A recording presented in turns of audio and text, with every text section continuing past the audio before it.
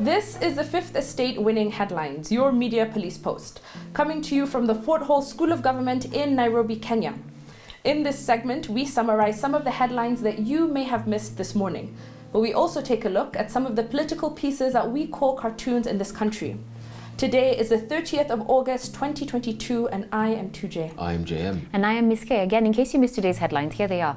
Daily Nation, the buck stops here. The Standard, security chiefs fight poll rigging claims.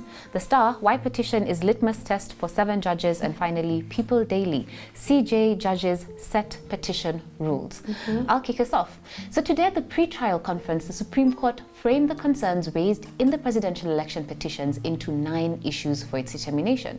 I will not list the 9 issues, you can go to mainstream media for that, but I would like to discuss issue number 4 in light of the gubernatorial and parliamentary elections held yesterday. Supreme Court issue number 4 is this: whether the postponement of gubernatorial elections in Kakamega and Mombasa counties, parliamentary elections in Kitui Rural, Kacheliba, Rongai and Pokot South constituencies, and electoral wards in Nyaki West and Kwanjenga resulted in voter suppression to the detriment of Raila Odinga and Martha Karua. This assertion that the gubernatorial elections in Mombasa and Kakamega were cancelled for ulterior motives has been made in paragraphs 103 of the People's Petition. That is the petition by Baba and Martha. So according to the Constitution, in a very many articles, Articles 101, 136, 180 and 171, 6 elections from President to MCA are to be held on a single day, a very specific day, the second Tuesday in August in every 5th year.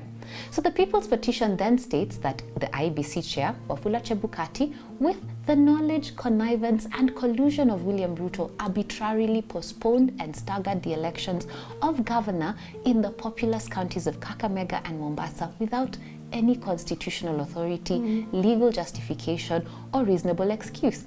The People's Petition further states that, and I quote, Kakamega and Mombasa counties are electoral areas where Raila Odinga has a strong support base and support of the voters and the general populace, and the postponement was to the disadvantage of Raila and for the benefit of RUTO.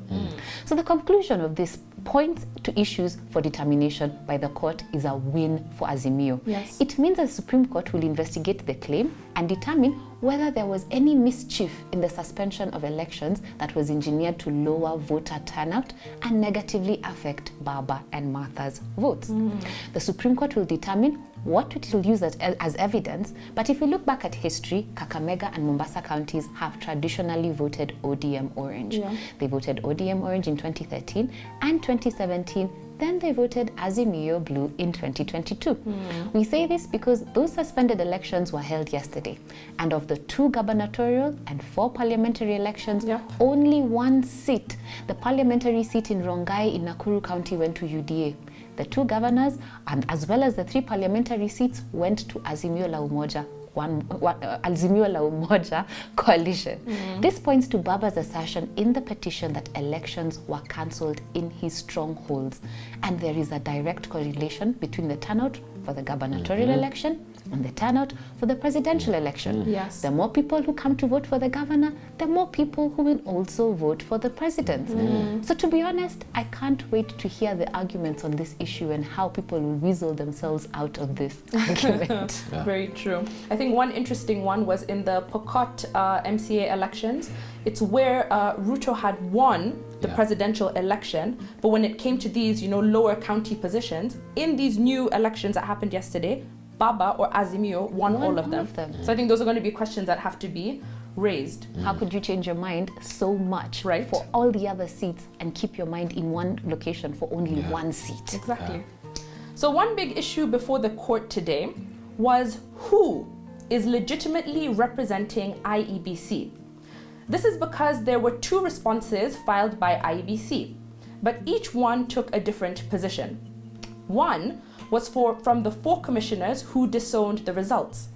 They were represented by Paul Mwite and Issa Mansour. The other response was from the remaining 3 commissioners, including Chebukati, who were represented by Githu Muigai and Eric Gumbo. Now the problem before the court was who is the real IEBC? So let us explore the arguments that the court had to consider. So Gideon Wigai is currently representing both Chebukati and the IEBC.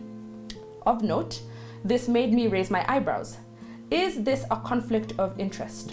But I digress. Gideon Wigai argues that IEBC ought to use the legal team that they procured in the past. According to a notice of appointment, they are the lawyers on record, and so they represent IEBC legally. And so in their opinion, attempting to appoint Issa Mansour and Paul Mwite this late is illegal and irrelevant. Paul Mwite, on the other hand, spoke on behalf of the 4 commissioners. He claims that the instruction and opinion given by Gideon Wigai came from IEBC CEO Hassan Marjan. Is that right? In his view, the CEO of IEBC is there to take instructions from the commission and not give. That's right. And if the commission cannot agree, decisions are made by a majority. That's right. Paul Mwite argues that he has the majority, Yes. and therefore he represents the IEBC. Clever argument. So this is the problem that the court was dealing with. One party says that they are the real IEBC because they were chosen during election preparation, and the other party says that they are the real IEBC because they have the majority. In the end, the court determined that it is not their business to determine who represents IEBC. But on top of that, they refused to have Issa Mansour and Paul Mwite appointed as the new IEBC lawyers. Now, somewhere online, RUTO's team of eggs, grand pirates, and other questionable individuals are celebrating this decision. And that is because they think that the Supreme Court has done them a favor. To this, I invite them to read a book. And instead, I will explain what the court really did and what this decision means as we go forward. First of all, the court refused to accept a change of IEBC lawyers. This does not mean that the allegations made by the 4 commissioners have also been withdrawn. Second, the court told us that IEBC internal business is not their business to determine. This is fair. Let the independent commission decide for themselves. But this brings up the argument presented by Paul Mwite. In the absence of consensus, decisions are made by the majority. That's right. Does this mean then that the IEBC lawyers, whoever they are, must argue and must present the will of the majority? Or is it that the will of the chairman, the person at the apex of the commission, has the final word? Yes. In our view, these are the questions that the court will be forced to answer, but they avoided doing so now. So is it possible then that in failing to declare who the legitimate IEBC lawyers were, the Supreme Court was taking the easy way out? Consider this. Whichever way the 7-judge bench went may have been interpreted as an indicator of how they will rule at the end.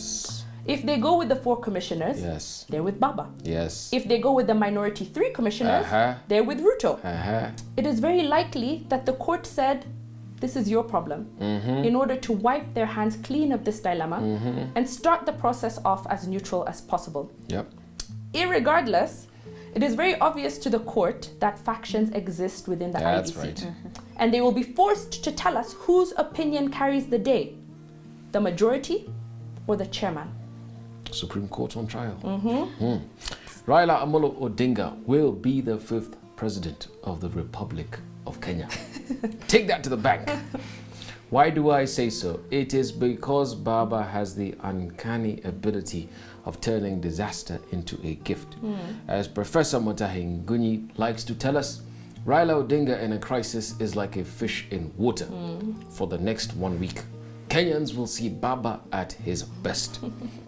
Let me explain by way of a story about a remarkable Italian man of the 20th century. The story is about a banker by the name Amadeo Giannini.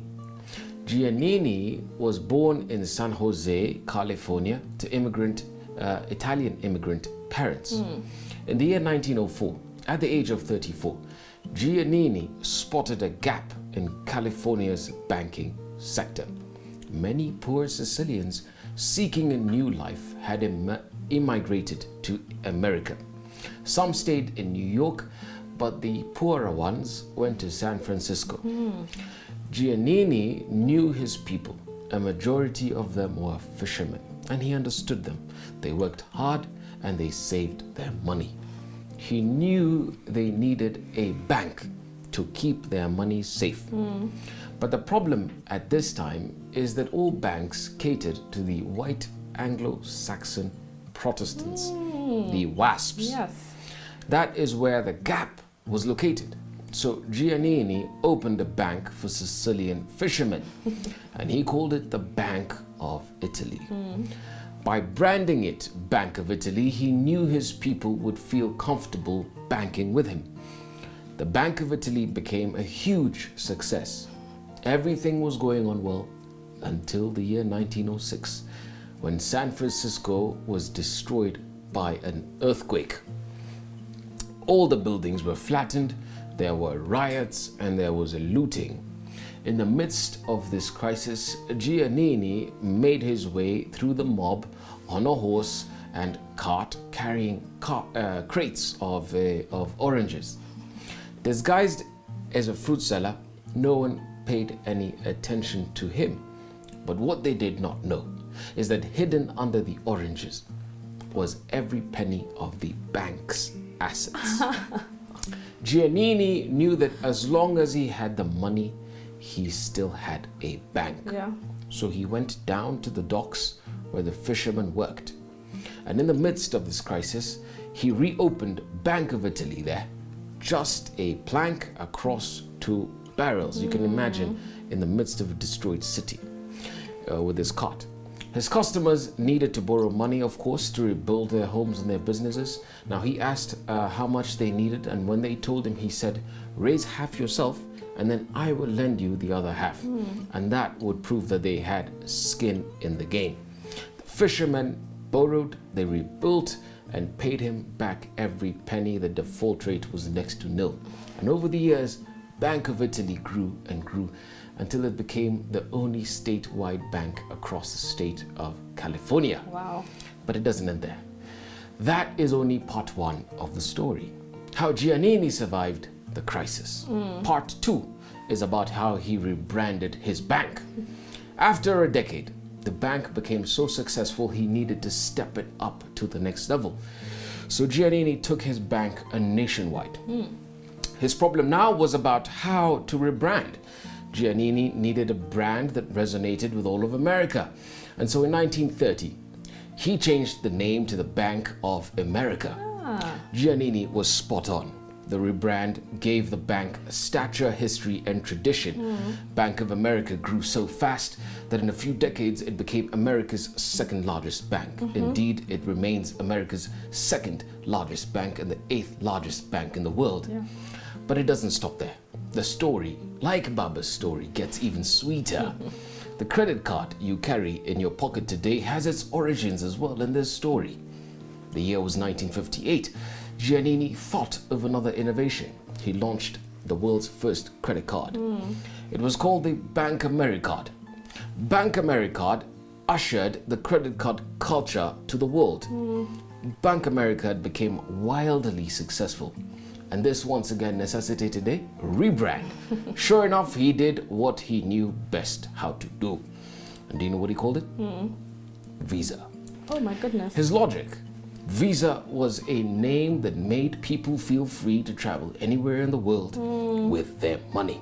Amadeo Giannini, like Raila Amolo Odinga, had the rare ability of turning disaster into a gift. In this life, dear viewers, you have to know how to survive and to thrive in a crisis. But more than that, you also have to know how to rebrand yourself.